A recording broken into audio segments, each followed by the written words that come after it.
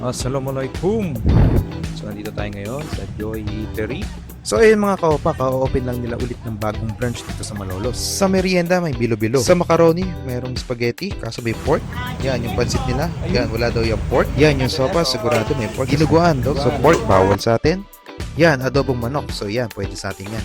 Sa mga mahilig maggulay, meron silang chop suey at kinamatisang manok. Meron silang pork steak, sisig, at menudo. Pinakdakan. Sa lahat mga nabanggit ko na yan, bawal sa atin. Kasama yan. Nilagang baboy.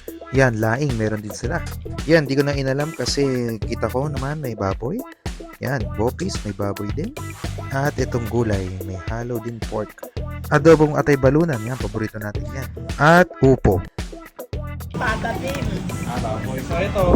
Hello po, shoutout po. Enjoy Eatery. Yun. Ito kami ng mga party bird order.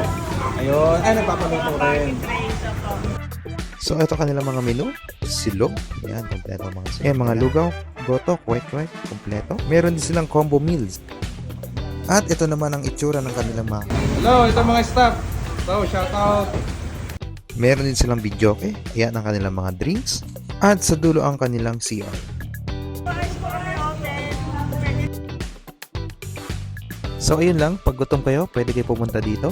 Ang kanyang location ay nasa pagitan ng Grand Royal at South Supermarket. At ang unang branch nila ay sa kanto ng Longos, Malolos, Bulacan. So kahapon ang kanilang opening.